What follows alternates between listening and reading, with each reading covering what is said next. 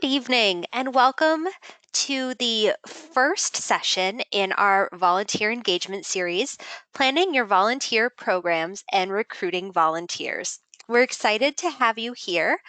Tonight's webinar is hosted by Grow and Lead Community and Youth Development.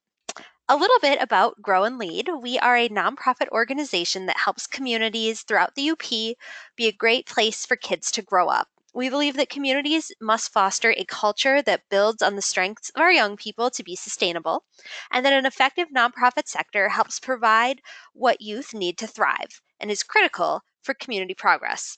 We do this through a few ways. We provide one-on-one consulting with nonprofit organizations. We have a membership program that has a variety of benefits that allow your nonprofit to leverage our network. We provide facilitation for things like board retreats and strategic planning. And of course, we have our training series like tonight's webinar. So a little bit about tonight's webinar. First of all, you're able to type questions into the question or chat box in the panel on the right hand of your screen. We will be answering questions at the end of tonight's session. If we aren't able to get to your question, Linda will be following up with you via email. We can see everyone that submits a question and we have your information from your registration. So we'll be sure to follow up in the event that we don't get to it. Second, the webinar will be recorded. I will be putting that onto YouTube tomorrow. I will send the link out to everyone later morning or early afternoon, and we will include a copy of the slides as well. So now that the housekeeping is over, I'm excited to introduce you to tonight's presenter, Linda Remsburg. Welcome, Linda. Well, thank you, Victoria, and good evening, everyone. Thanks for being with us tonight. One of the areas of nonprofit consulting that I specialize in at Grow and Lead is volunteer engagement. I enjoy consulting with organizations around the processes, procedures, and policies they use in working with volunteers in order to ensure both parties are getting what they need from the relationship. I hadn't thought of this before, but that makes me sound a little like a volunteer marriage counselor.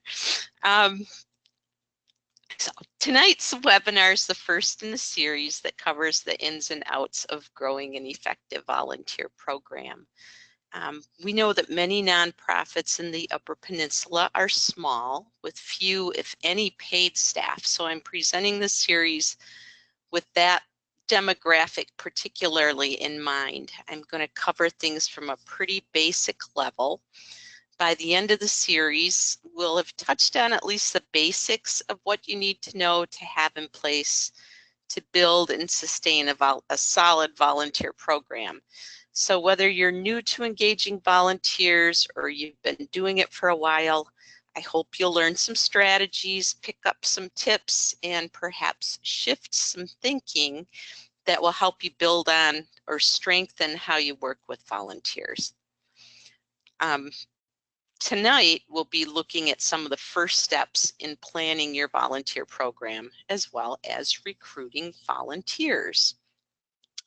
Then on February 25th, we'll be hosting Finding the Right Volunteer Fit. In that session, we'll cover screening, placement, orientation, and training of volunteers. That's a lot, actually, to ensure the best fit within your organization. And then on March 24th, we'll host Supervising and Retaining Volunteers. In that session, we'll discuss strategies for supervision, such as placement reviews and volunteer recognition that build on the strengths of volunteers. So please put these on your calendar. If you haven't already registered for the second and third sessions, watch for an email a couple of weeks ahead of those dates with the registration link. So let's get into it here. Here's a visual of the elements that go into building a complete volunteer program. This is often referred to as the volunteer engagement cycle. It begins at the top with assessing your organization's needs and moves on a clockwise path that includes each of the elements that I just mentioned we'll be covering in the series. And how well you retain volunteers largely depends on how well you do with each of these elements. If you have strong practices in place for each of these elements, volunteers will be more apt to continue to volunteer with you. This is a continuous process that requires ongoing attention to each of the elements, including reassessing your organization's needs. The cycle never ends because the needs of your organization as well as that of volunteers will continue changing. By the end of the series, I hope you'll have a solid understanding of the basics that go into each of these elements, and you'll be able to put together a plan for engaging volunteers in your organization. As for our time together tonight, this is what I hope it accomplishes.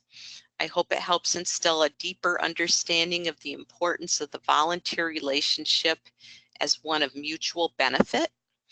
I hope it will increase your organization's readiness to work with volunteers.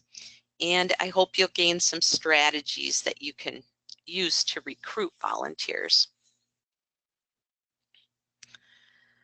The foundation of a productive and sustainable volunteer program is the idea of mutual benefit.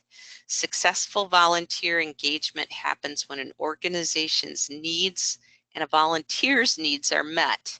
That area of mutual benefit in the middle of this diagram is the sweet spot. This is a very important mindset. Your efforts to build a volunteer program will be much more sustainable if you frame them through the lens that you're helping people partner with your organization to do what's important for the organization, but also what's important to them. And we're going to refer to this idea throughout the webinar series because it's foundational to attracting, nurturing, and retaining volunteers who are going to help your organization meet its mission. So think of the volunteer relationship as a partnership built on mutual benefit. It's not uncommon to hear leaders of nonprofits complain sometimes that there aren't enough volunteers to go around, that people aren't willing to volunteer anymore. I've also heard people say that volunteers aren't interested in serving in their organizations, that it's a losing battle to attract volunteers, let alone keep them around long enough to make any significant difference. But these are misconceptions. There's plenty of evidence that shows that people are ready, willing, and wanting to volunteer. The 2018 Volunteering in America report from the Corporation for National and Community Service shows that volunteering is actually at an all-time high. They found that more than 30% of adults volunteered through an organization in the previous year.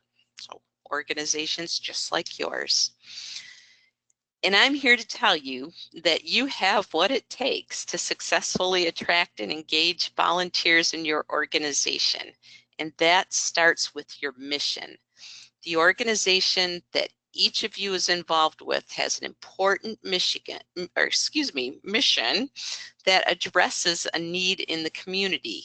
It's your cause.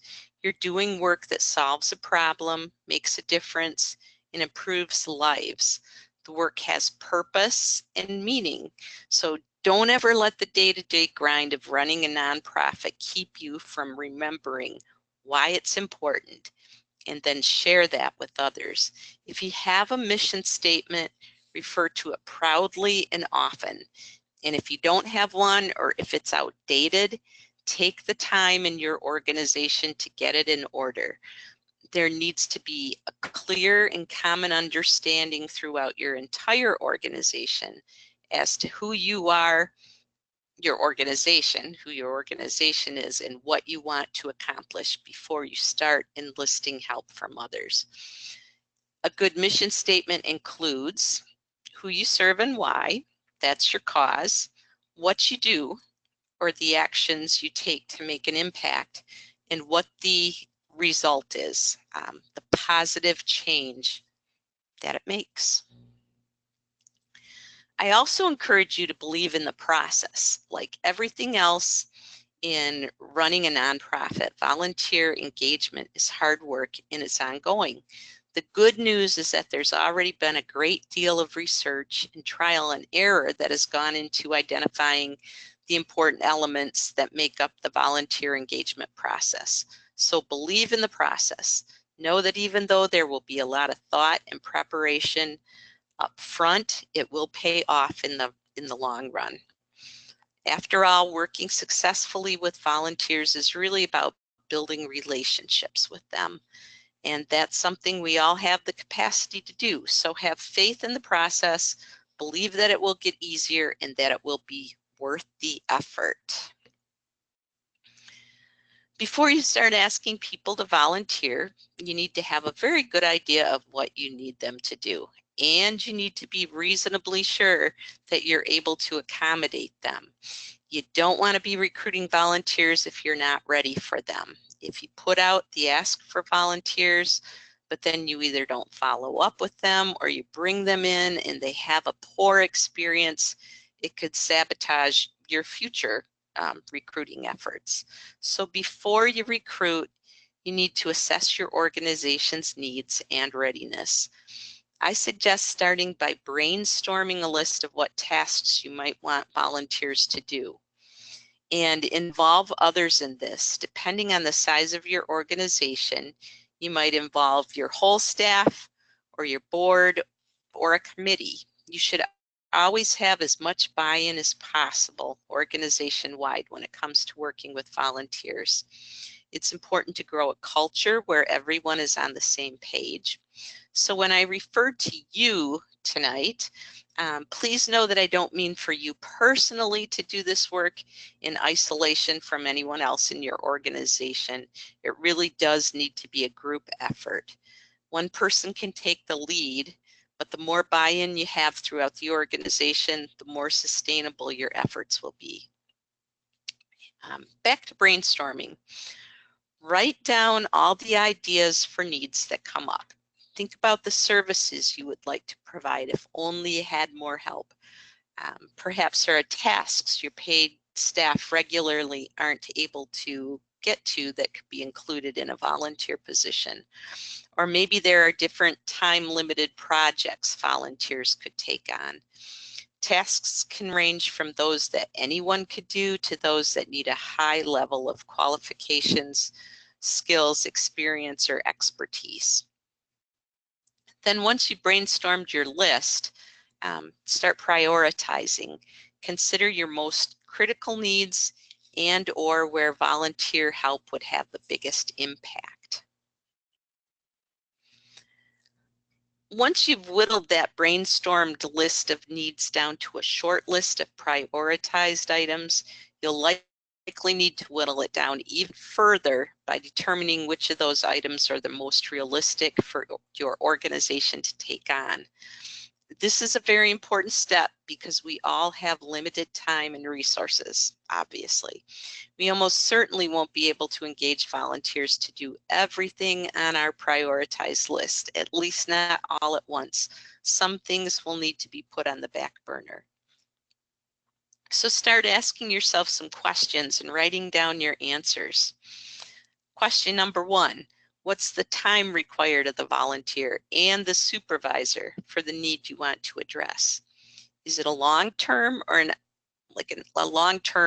ongoing need, or is it short-term, such as for an event or project? What skills, knowledge, or qualifications are required? Can anyone do what's needed, or will it take special skills or qualities? Is there sufficient staff available to supervise the volunteers? That is very important. And perhaps equally important, will the impact be worth the resources you'll need to expend?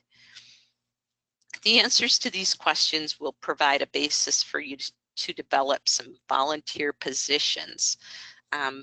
Don't bite off more than you can chew here. If you're new to working with volunteers and you have some long-term volunteer needs, start by developing just a couple positions. If you need volunteers for some short-term needs, like an event, you may be able to accommodate more volunteers at once. Now that you've determined the top volunteer needs you're going to pursue, you'll want to flesh them out into position descriptions. These are like job descriptions. They outline the responsibilities, qualifications, benefits, and in short, expectations of the volunteer position. They're for the benefit of volunteers and staff to make sure both sides are clear on expectations. Clear expectations are very important to all the elements of volunteer engagement, including recruiting. As I said earlier, you need to have a very clear understanding of what you want to accomplish before you start seeking help from others. If you take away one resource or tool from this webinar, I hope it's the structure for a well thought out position description, not only for recruitment, but for all aspects of engaging volunteers. I'll email a position description sample and template to you after the webinar, or maybe tomorrow with the email that Victoria sends out. But let's kind of walk through the different parts that need to be included. So here's a sample position description. First, every volunteer deserves the respect that comes with the title. So include a title.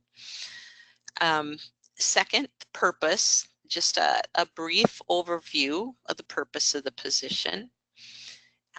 Include the location where the volunteer will be working, and list the key responsibilities. This is the area that will likely include the most detail. So all the responsibilities of the position. And then benefits. This is also very important. Benefits can be both intrinsic, things like the joy of teaching a child a lifelong skill, and extrinsic, like learning a marketable skill that you can use on a resume. So kind of internal and external things. Also lists the qualifications, any special skills that are needed or that would be helpful. Also include any restrictions if there are any. Include the time commitment and training and other support that will be provided for the volunteer. And then lastly, having a designated supervisor for each volunteer is absolutely essential. It needs to be very clear who the volunteer goes to, and if they have a concern or problem, and who they answer to, who they report to. So those are the basic parts of a volunteer position description, and again, it's important to flesh out your positions into these descriptions. They'll be very useful throughout the entire engagement, volunteer engagement life cycle. Okay, so now you have well thought out written descriptions of what you want volunteers to do, what the expectations of the position are, and you're reasonably confident that you can provide the supervision and resources for the volunteer to be successful. Well, yay, now we're ready to start talking about recruitment. The purpose of volunteer recruitment, of course, is to bring people into your organization to help further your mission and advocate for your cause. You're inviting them to build a mutually beneficial partnership with your organization. And what's the process for doing that? Well, this quote from a volunteer engagement guru sums it up nicely. Recruitment is a constant year-round process of keeping your organization's name and its available volunteer opportunities in front of people. Does that sound like marketing? Yes? Well, that's because it is. People volunteer for many reasons, but their perception of your organization is what will initially attract them to your organization. They'll want to volunteer for an organization they see as worthwhile and valuable, that's making a difference. So it's important to make sure you're presenting that image. And that goes back to that important that important mission of yours. You need to be getting the word out about your mission and also about your successes, and you need to be communicating it consistently and clearly.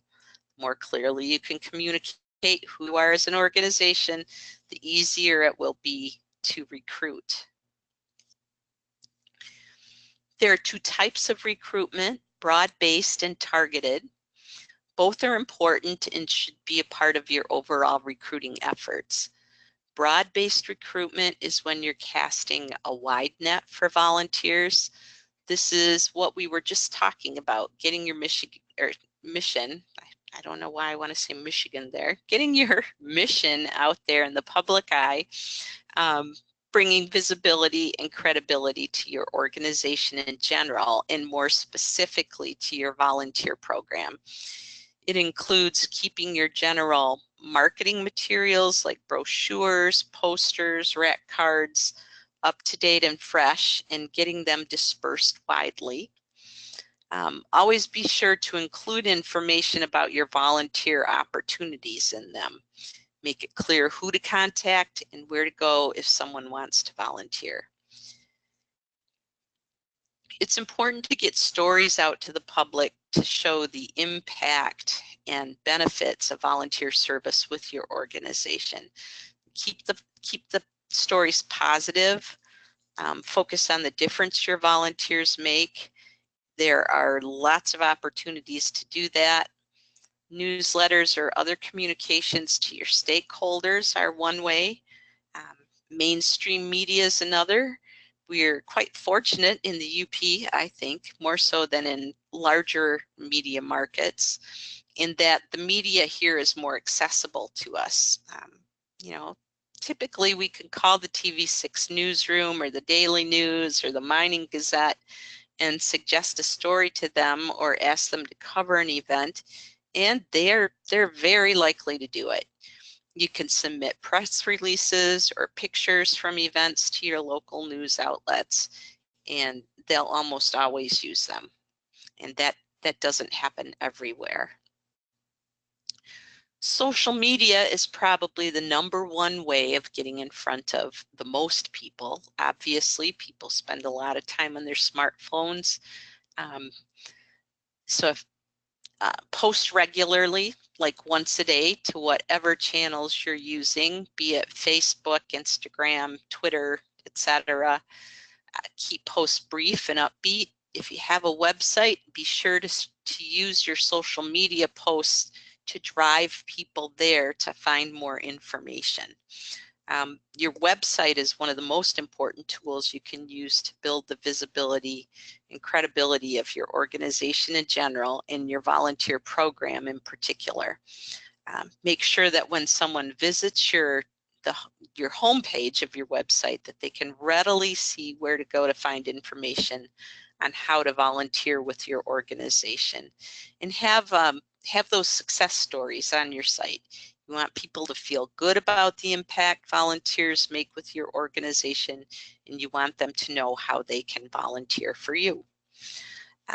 For a really good example of using a website to promote your volunteer program, I suggest visiting the American Cancer Society at cancer.org.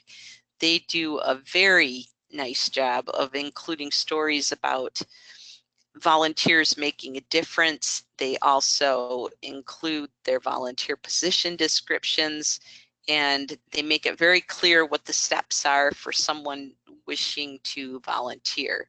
So take a look at that site when you have a chance, cancer.org. Obviously, the American Cancer Society is a much larger organization than many of the ones that you all are involved with, but it's kind of something to aspire to, and you can apply some of the same principles that they use. Targeted recruitment is focusing in on a particular population that might be especially open to volunteering, and that might be an especially good fit with your organization and the positions you need to fill. It's about focusing your efforts more strategically on populations where there stands to be a high benefit for the volunteers and the organization. And excuse me, there's that idea of mutual benefit again. Then it's about connecting with those people and tailoring your messages to them. In choosing a population to focus on, think about what the benefit will be for them and for your organization, and then how you can best reach them and what features of the positions will most resonate with them. Excuse me.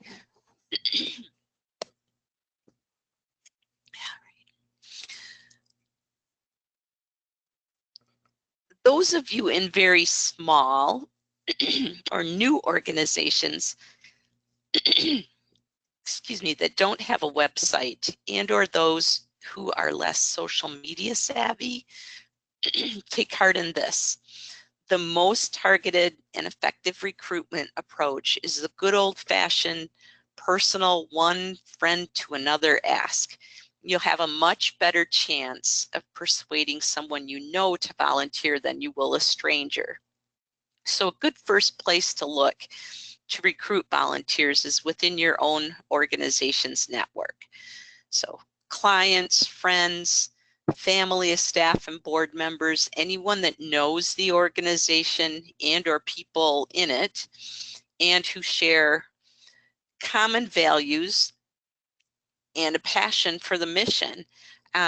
These are all good people to reach out to. And on a related note, do you know the most common reason people give for not volunteering? It's because they were never asked. So make the ask, and if you can, make it face to face. The more personal, the better.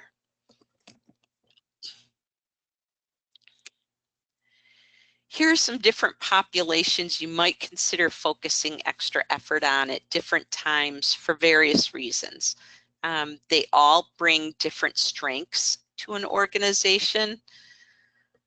So for example, maybe you have a handful of senior volunteers that work with you, and you'd like to add some youthful energy and a different perspective to your organization. So it would make sense to focus your efforts on recruiting a couple youth. Or maybe you have opportunities that would offer college students the benefit of developing skills in a particular academic or job-related field. So look for opportunities to meet and talk with these populations directly. Remember, the more personal the ask, the better. And let's look at a few other potential target populations. Service clubs. They exist to serve in the community. That's what they do. Not only might they volunteer, but they're also champion networkers who can help get the word out about your cause to others. It's typically fairly easy to get an audience with them because they have regularly scheduled meetings, and they're oftentimes looking for presentations from the community. Businesses sometimes encourage their employees to volunteer and may allow them a certain amount of company time to serve either individually or as a group. Kohl's and Select Realty are a couple in Marquette. When you hear of others, you call their HR departments and talk to them about your volunteer opportunities. The faith community does a lot to address issues of homelessness, hunger, alleviating poverty in different parts of the UP. Churches can often rally a group to work together or on an event or a short-term project. Baby boomers and retirees often are at a time in their lives that they're looking for opportunities to give back, and you can connect with them in programs at places like senior centers, libraries, museums, etc. College students are often looking for leadership opportunities and experience that will help them in a future career. Same with high school students. They also often belong to service groups or those with a service requirement like National Honor Society or the Student Leader Fellowship Program at NMU. You might also connect with them through academic departments. There's also a volunteer center at NMU, and I believe there's one at Michigan Tech as well. Not sure about that anymore, but young adult professionals are often looking for opportunities for leadership and to expand their networks. There are young professional groups around the UP. I believe there's one in Delta County, the Sioux, Iron Mountain, in the Keweenaw. The group in Marquette, Connect Marquette, is quite active, and they're planning to hold their second annual Resolve to be Involved event in April. It's sort of a volunteer fair where they invite representatives from nonprofits to come in and host stations, and then the young professionals can mingle, socialize, and also chat with the nonprofit reps and learn about their volunteer opportunities. So it's a good way of matching volunteers with the nonprofits. Let's continue at looking at how to connect with volunteers for a minute here. Group presentations or volunteer fairs are even more effective if you bring a volunteer or a client who can speak about their experience. Hosting an open house at your organization can also be an effective way to recruit in person. It gives prospective volunteers an opportunity to experience the environment where they might volunteer and to meet staff and other volunteers. Be sure to include refreshments and a few giveaways. We've already talked a bit about posting on social media and in traditional media. Online searchable volunteer opportunity databases are another tool that should be in your toolbox. These are digital hubs, basically websites that volunteers can go to find opportunities to volunteer in their geographic locations. So allforgood.org is one of the most commonly used sites. It's easy and free for nonprofits to post their volunteer opportunities on there. JustServe.org is another one. The Michigan Community Service Commission, with its Volunteer Michigan campaign, is in the process right now of rolling out a site that's free and accessible exclusively to nonprofits in Michigan. I'm pretty excited about this. Some of you would have heard about it at the UP Nonprofit Conference this fall. They've been working hard to get this rolled out, and well, they just made it public today. I believe you can now access the site at volunteermichigan.galaxydigital.com. Again, volunteermichigan.galaxydigital.com. And we're going to help promote this. We'll be getting more information out about how to use the site once we have a chance to get on there and check it out, test drive it. You're not likely to reach all the volunteers you need from any one of these strategies, but if you're using most or all of them, you have a good shot at finding and connecting with who you need.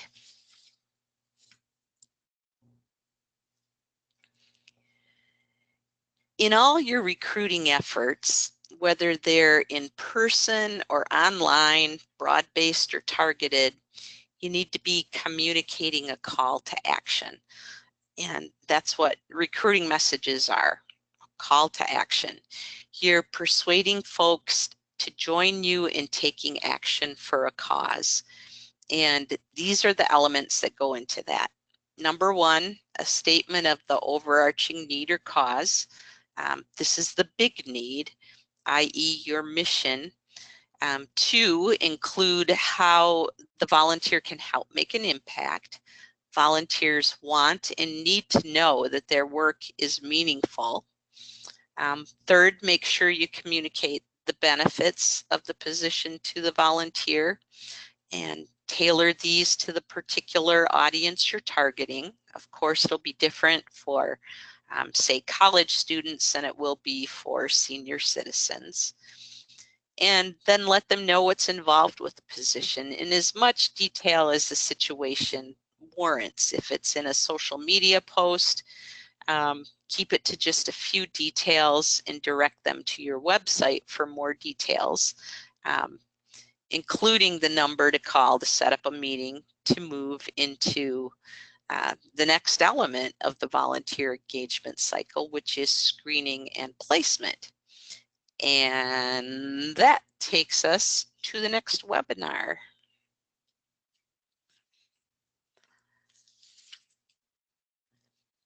In conclusion, I'd like to encourage you to take what I've talked about tonight and you put together a volunteer recruitment plan for your organization. It doesn't have to be fancy, but just get it down on paper. So first, set a time frame for working the plan, maybe 3 months, maybe 6 months, maybe a year, depending on the size of your volunteer program, how many volunteers you need, what you're able to accommodate. Then identify your priority volunteer positions, develop position descriptions, identify some broad-based recruiting efforts and some targeted efforts to pursue, and then get those recruitment messages out there. And along the way, remember, you have what it takes to recruit volunteers, believe in your important mission and your new plan, and don't stop believing. And on that note, I think it's time to open things up for questions. So if you have a question, type it in the box. Linda, we do have a few questions. All The righty. The first one is going back a little bit to talking about where to find volunteers. You mentioned service clubs, and there was a question on what would be an example of a service club and where would you find them? Oh, okay. By service clubs, I'm just referring to like Rotary clubs, Kiwanis, the Exchange Club, um, JCs. Those are all clubs that exist just really to serve in the community. They're also networking opportunities for different types of groups, but they typically have a particular focus that they like to give back to. For instance, with Rotary and Kiwanis, they have they really focus on youth. That's one of the areas that they focus on. And some other groups have others, you know, other focuses. But yeah, they exist in most communities. Even the small communities have service clubs. They're also a source of funding sometimes too. Not only people power, but also financial support. And they have regular meetings, usually monthly meetings, and they're usually very receptive to having guest speakers. So look look them up online, or ask around, and contact them, and see if you can get on their meeting docket, and you know tell them about your cause, and invite them to support it. Awesome. Our next question is from a very new nonprofit, and they're going to be meeting with their first volunteer on Friday. Super exciting. Oh, how exciting. Yeah, so they're wondering if they should, and I think this gets a little into the orientation webinar that's coming up next, but should they build the volunteer description with the volunteer, or should it something that they have in place before meeting with the volunteer? Oh, that's an excellent question, and I'm glad you brought it up. I I would say try to flesh things out into a position description, but keep it flexible and fluid. Position descriptions aren't, set in stone. But you want it, like I mentioned actually several times, you want to have a really good idea of what your needs are. So kind of flesh it out into a position description, but in talking with a volunteer, in finding out, what their interests, their skills, etc. are, you can change it, flex it.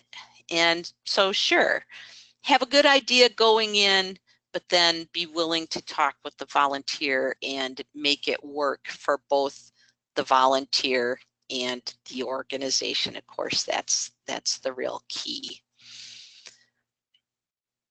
Thank you for asking that question. Yes. And we do have a question about what is the UP Nonprofit Conference, and do you know when the next one will be? And then also, could you share a little bit more on how the Connect Marquette event works? Well, you know what, Victoria? I'd be happy to let you take those questions, because you're so very involved with both of those. For sure. So the UP Nonprofit Conference is an annual event that we hold in Marquette, and it is themed around nonprofit specific trainings. So it's all day at the Northern Center. The next one will be October 22nd of 2020. So mark your calendars now. And if you have specific thoughts on trainings that you'd like to see at the upcoming conference, please let me know. And then the Connect Marquette event is something that could be replicated really across the UP. We joke and call it Tinder on paper for volunteers because we ask young professionals what they want to use their skills towards. What are their passions? What are their skills? And then we ask the nonprofits, what skills do you need? What is the time commitment? And then we match the volunteers and the nonprofits and sort of a speed dating type scenario where they can look at their sheet and say, these are the skills I have, match them with the organization's needs, and then meet for 2 to 3 minutes to learn more, and then move to the next organization that has the skills and needs that that volunteer wants to share. So that is coming up in April. They do have a website. I believe it's connectmarquette.org, and it's a networking group here in Marquette. It used to be a young professionals group, and they've kind of moved away from using the young professionals words and are focusing primarily on connecting people interested in networking in the area. So I believe that will be mid-April. And there is a small fee for the nonprofit to register. and that provides a space at the event, and then there will be appetizers for the nonprofits and the attendees. And then one of the cool things is that we kind of do wraparound service, and we connect the volunteer and the nonprofit via email after the event if they've matched and they want follow-up. So that is a really awesome opportunity and allows, it's easy to go to an event as a participant and meet a nonprofit and then just kind of forget about it. And so that extra step of connecting people afterwards, I know for sure there were 2 board members that were placed at the last event, as well as a number of more special event, one-off type volunteers. So I'm seeing a lot of comments that people want more information on this when everything is solidified. And I will make sure that everyone on this list gets it. And that way, if you're not in the Marquette area, you can look at it. And if you want to bring something like that to your community, talk with us. We would be happy to work with you to get that started. All right. Thank you very much, Victoria. That allowed me to get a couple of drinks of water and be quiet for a few minutes. But I also wanted to add too, speaking of the volunteer fair sort of idea, I know the Western UP Health Department is looking at partnering with some organizations to do volunteer fairs, I believe in Gogebic, Ontonagon, and Baraga counties, either this spring or summer. So those of you in those areas, I really encourage you to take part in those. Should be really helpful and in a fun, effective way to, talk one-on-one with folks who are already interested in volunteering. So watch for those opportunities. Other questions? I am not seeing any other questions in the question box right now. If you are typing a question, you can hit the raise hand button just to give us a heads up that you're typing something. And I'm not seeing any raised hands. Oh, I do see a raised hand. Okay, so we will wait. It looks like it came. We got another. We'll wait for that question to come through. I will remind everyone that we are recording this session, and you will get the YouTube link tomorrow as well as a PDF of the slides. So if you really liked this and you'd like to share it with someone in your organization, you are more than welcome to do that. You'll also be receiving an evaluation link in that email. Please fill out the evaluation. And provide us with any ideas for webinars that you'd like to see in the future, both volunteer related and not volunteer related. We will be focusing on volunteerism through the month of March, but after that, we don't have anything scheduled and would love to hear what you would like to learn more about. So if you have thoughts and ideas, be sure to put that in the evaluation and we will try to get something scheduled to address it. All right.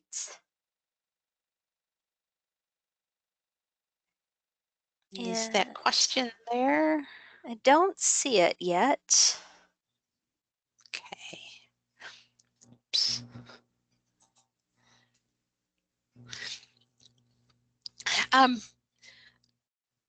Well, we can hang on here for a few minutes in case somebody does have a question, but otherwise, I want to thank you for being with us tonight.